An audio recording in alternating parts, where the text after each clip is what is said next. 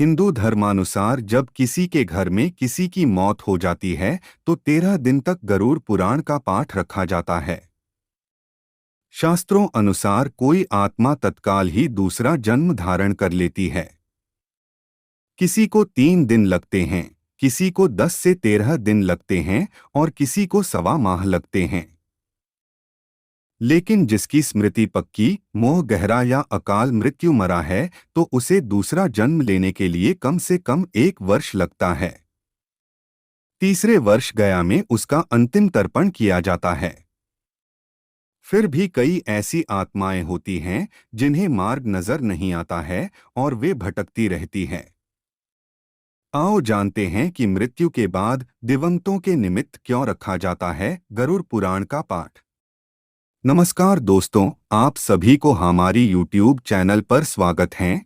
आशा करता हूं आप सभी अच्छे होंगे। भगवान को प्रार्थना करता हूं आपके और आपकी परिवार को हमेशा खुश रखे। दोस्तों, आप अभी तक हमारी चैनल को सब्सक्राइब नहीं किया है तो जल्दी सब्सक्राइब कीजिए। चलिए वीडियो को शुरू करते हैं। गरुड़ पुराण क्या है। एक बार गरुड़ ने भगवान विष्णु से प्राणियों की मृत्यु, यमलोक यात्रा, नरक योनियों तथा सद्गति के बारे में अनेक गूढ़ और रहस्ययुक्त प्रश्न पूछे। उन्हीं प्रश्नों का भगवान विष्णु ने सविस्तार उत्तर दिया।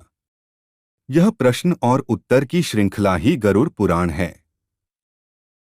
क्यों सुनाते हैं मृत्यु के बाद गरुड़ पुराण, जानिए इसका कारण। नंबर 1, गरुड़ पुराण में मृत्यु के पहले और बाद की स्थिति के बारे में बताया गया है।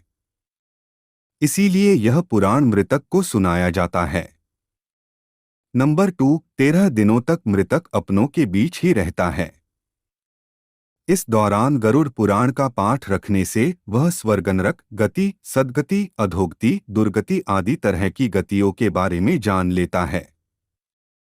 आगे की यात्रा में उसे किन किन बातों का सामना करना पड़ेगा, कौन से लोक में उसका गमन हो सकता है, यह सभी वह गरुड़ पुराण सुनकर जान लेता है।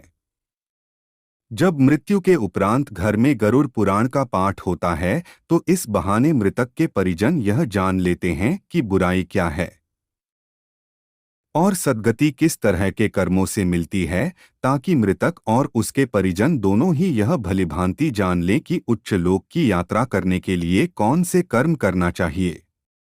गरुड़ पुराण हमें सत्कर्मों के लिए प्रेरित करता है। सत्कर्म और सुमति से ही सद्गति और मुक्ति मिलती है। गरुड़ पुराण में व्यक्ति के कर्मों के आधार पर दंड स्वरूप मिलने वाले विभिन्न नरकों के बारे में बताया गया है।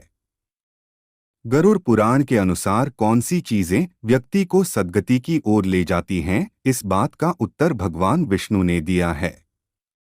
गरुड़ पुराण में हमारे जीवन को लेकर कई गूढ़ बातें बताई गई है जिनके बारे में व्यक्ति को जरूर जानना चाहिए। आत्मज्ञान का विवेचन ही गरुड़ पुराण का मुख्य विषय है।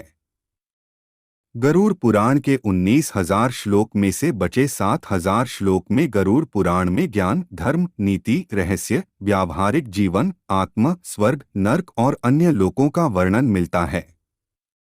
इसमें भक्ति, ज्ञान, वैराग्य, सदाचार, निष्काम कर्म की महिमा के साथ यज्ञ, दान, तप, तीर्थ आदि शुभ कर्मों में सर्वसाधारण को प्रवृत्त करने के लिए अनेक लौकिक और पारलौकिक फलों का वर्णन किया गया है।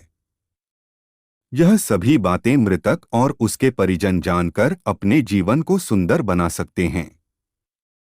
इसके अतिरिक्त इसमें आयुर्वेद, नीतिसार आदि विषयों के वर्णन के साथ मृत जीव के अंतिम समय में किए जाने वाले कृत्यों का विस्तार से निरूपण किया गया है।